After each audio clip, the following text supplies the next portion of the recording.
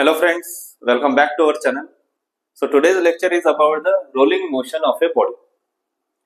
आता बॉडीच्या कोणत्या मोशनला आपण रोलिंग मोशन म्हणू? समजा कोणती बॉडी जर असेल, ती बॉडी जर कोणत्या सरफेस वरून रोल जर होत असेल without slipping, okay, then this motion is called as the rolling motion. आता विदाउट स्लिपिंग काय बरं म्हणतो? जर स्लिप होणे म्हणजेच काय, अशी सरळ जात असेल तर याला आपण नुसतं ट्रान्सलेशनल मोशन म्हणू त्या बॉडीचं. Okay, this is translational motion. But अशी रोल करत जात असेल ती बॉडी, तर या मोशनला आपण म्हणू त्या बॉडीचं रोलिंग मोशन. कारण रोलिंग मोशन मध्ये दोन मोशनचं हे कॉम्बिनेशन असते. फर्स्ट इज जेव्हा बॉडी कोणती रोल करते तेव्हा होल बॉडी ही स्वतःच्या ऍक्सिस भोवती फिरत असते. Okay, so first is rotational motion मध्ये असते बॉडी, आणि सेकंड इज त्या बॉडीचं जर सेंटर ऑफ मास जर आपण कन्सिडर जर केलं तर सेंटर ऑफ मास कडे जर बघितलं तर तो असा लिनियर मोशन मध्ये ट्रॅव्हल करते. Okay, so in a rolling motion of a body it is the combination of two motions. First is rotational motion of a body and second is its center of mass is in a translational motion किंवा linear motion. So this motion is called as the rolling motion.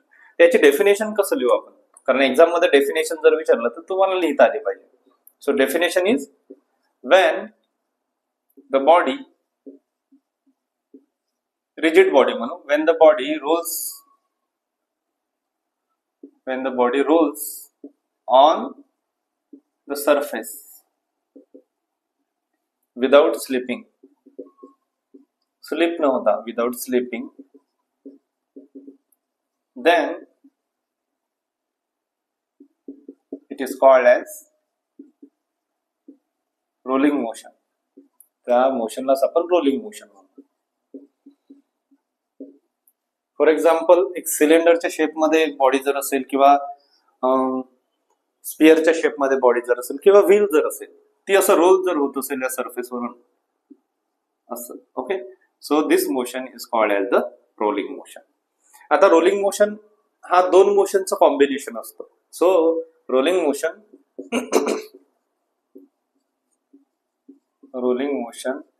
Is the combination of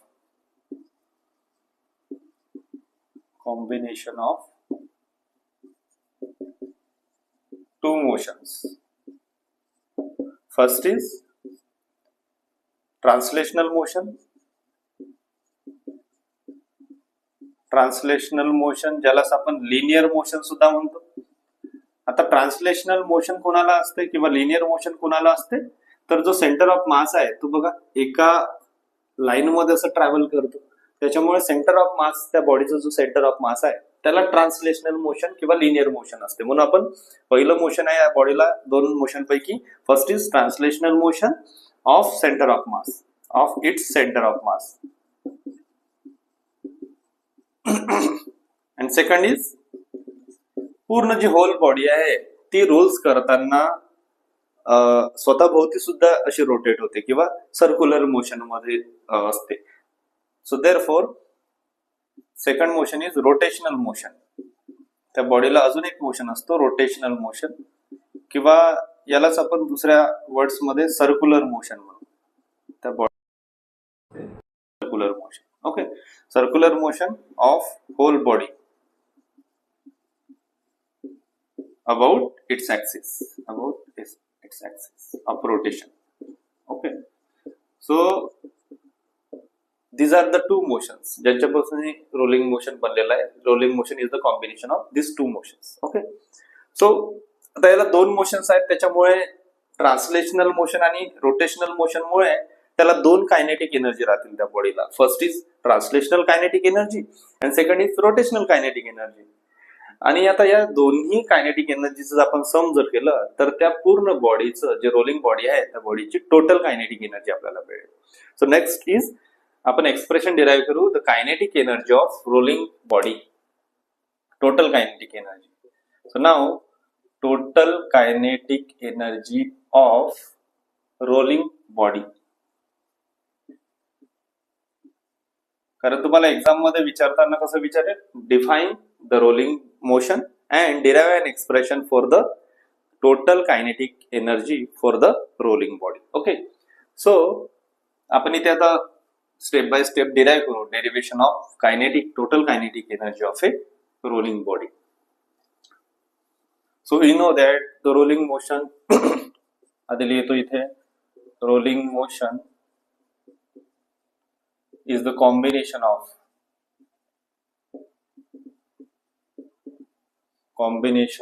two motions. दोन मोशनचं combination आहे. आता first is translational motion and second is rotational motion.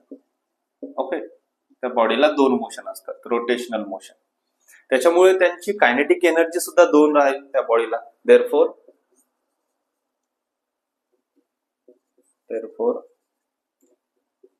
it has two types of kinetic energy. First is translational kinetic energy राहील आणि second काय राहील त्याला rotational kinetic energy राहील त्या बॉडीला. रोटेशनल कायनेटिक एनर्जी आणि यांचा सम जर केला आपण तर त्या टोटल कायनेटिक एनर्जी रोलिंग बॉडीची होती. Okay, so the sum of these two kinetic energies is the total kinetic energy of rolling body. Okay, तर आपल्याला आधी ट्रान्सलेशनल कायनेटिक एनर्जी काढावं लागेल त्या बॉडीची, त्याच्यानंतर रोटेशनल कायनेटिक एनर्जीचं एक्सप्रेशन डिराइव्ह करावं लागेल.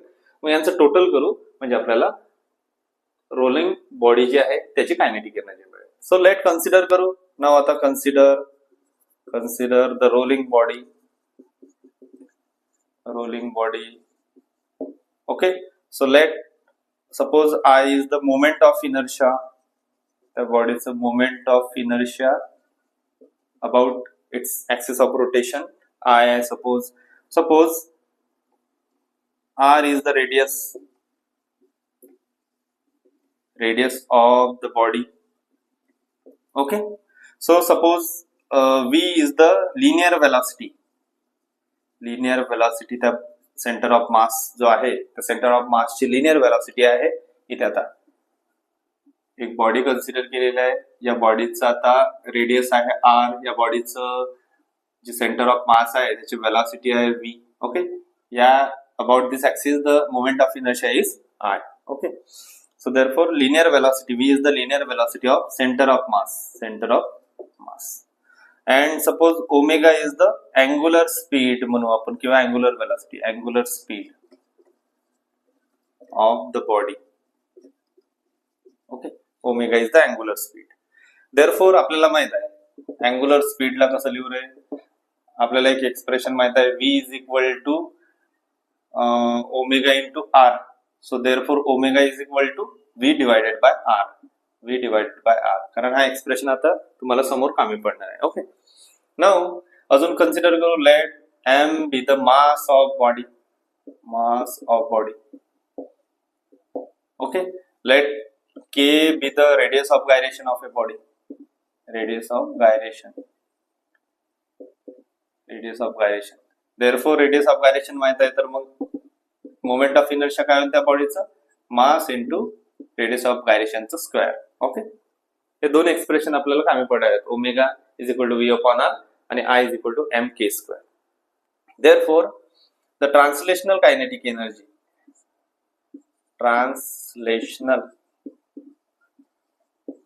एनर्जी काय होईल त्या बॉडीची तर आपल्याला एक्सप्रेशन माहित आहे half M V square is the linear kinetic energy or translational kinetic energy. आणि रोटेशनल कायनेटिक एनर्जीचं तो सुद्धा एक्सप्रेशन माहित आहे. रोटेशनल कायनेटिक एनर्जीचं एक्सप्रेशन काय आहे तर half I into omega square. Okay, so therefore the total kinetic energy काय होता बॉडीची. Total kinetic energy is the sum of total kinetic energy of rolling body. It is the sum of translational kinetic energy आणि rotational kinetic energy.